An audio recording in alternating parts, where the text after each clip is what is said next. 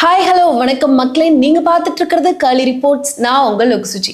இன்னைக்கு just no தி அன்னோன்ல எதை பத்தி பேச போறோம்னா, 2022 வெளியாகி மிகப்பெரிய ஹிட் கொடுத்த படம் காந்தாரா. இந்த படத்துடைய பார்ட் 2 இப்போ எடுத்துக்கிட்டு இருக்காங்க.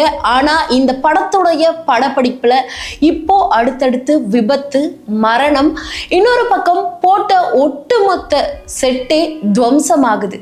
இது பின்னாடிலாம் இருக்கக்கூடிய காரணம் என்ன? உண்மையாவே பஞ்சருளி அப்படிங்கிற இந்த கடவுளை பற்றி எடுக்கிறதுனாலதான் இவ்வளோ விஷயங்கள் அமானுஷ்யமான முறையில் நடக்குது, இந்த படப்பிடிப்பு தடப்படுது அப்படின்னு ஒரு பக்கம் பேச்சு இருக்கு. இன்னொரு பக்கம் இதெல்லாம் கோ இன்சிடென்ட் அப்படின்னு சொல்றாங்க. உண்மையாவே இது அமானுஷ்யமான மர்மமா இல்ல இது கோ இன்சிடென்டா? என்ன நடக்குது அப்படிங்கிறத விரிவா இந்த வீடியோல பேசுவோம்.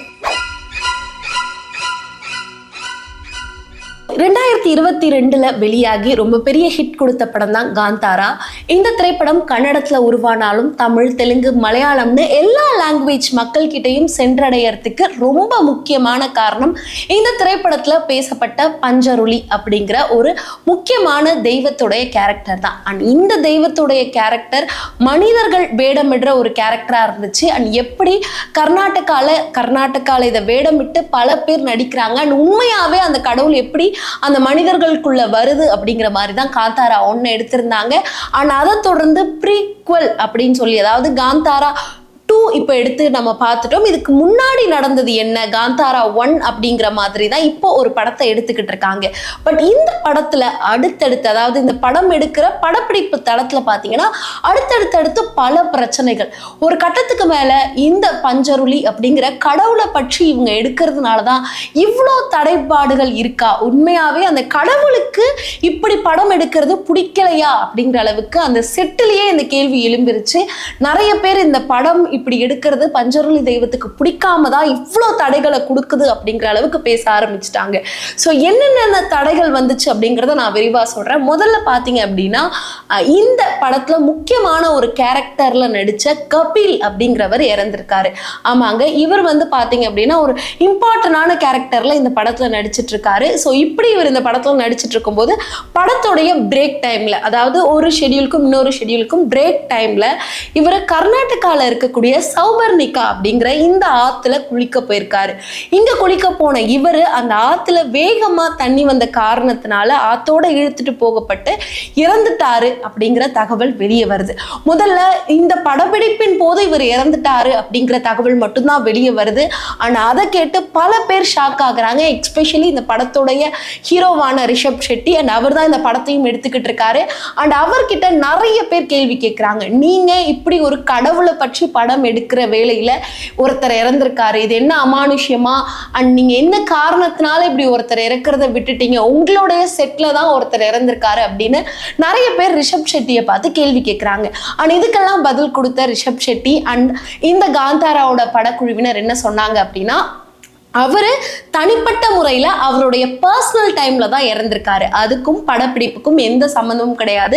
ஏன்னா நாங்கள் அந்த டைம்ல பிரேக் விட்டுட்டோம், எந்த ஒரு படப்பிடிப்பும் நடக்கலை. அவர் அந்த ஒரு ஷெடியூலுக்கும் இன்னொரு ஷெடியூலுக்கும் நடுவில் இருந்த பிரேக்ல அவர் சில் பண்ணலாம் அப்படின்னு சொல்லி அந்த ரிவருக்கு போயிருக்காரு. அப்படி போகும்போது இந்த மாதிரி ஒரு சம்பவம் நடந்திருக்கு. இதுக்கும் இந்த திரைப்படத்திற்கும் இந்த செட்டுக்கும் இங்கே இந்த இடத்துக்கும் எந்த சம்பந்தமும் கிடையாது அப்படின்னு அந்த மூவி டீம்ல இருந்து சொல்லிட்டாங்க.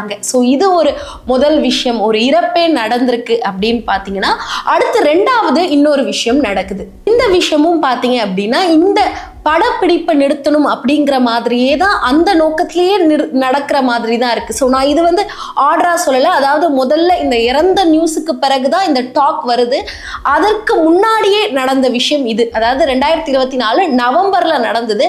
கிட்டத்தட்ட 20 பேர் கொண்ட வேன் இந்த காந்தாரா ஷூட்டிங்ல நடிக்கக்கூடிய ஜூனியர் ஆர்டிஸ்ட், அந்த 20 பேருமே அவங்க எல்லாருமே இந்த காந்தாரா படத்தோட ஷூட்டிங்காக வேன்ல அழைச்சிட்டு வரப்படுறாங்க. ஆனா அந்த வேன் ஆக்சிடென்ட்டுக்கு உள்ளாகுது.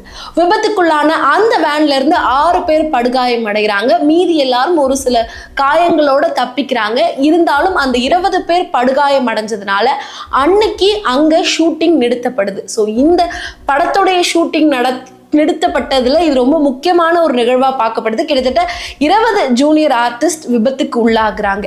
ஸோ இப்படி விபத்துக்குள்ளாகிறது ஒரு பக்கம் அப்படின்னா, இன்னொரு பக்கம் இவங்க போட்ட மிகப்பெரிய செட். ஆமாங்க, காந்தாரா அப்படின்ற இந்த மூவிக்காக ஒரு மிகப்பெரிய செட் ஒன்று போடுறாங்க. இந்த செட்டை லட்சக்கணக்கில் செலவு பண்ணி ஒரு பிக்கஸ்ட் செட்டா அந்த காந்தாரா ஷூட்டிங்காக போடுறாங்க.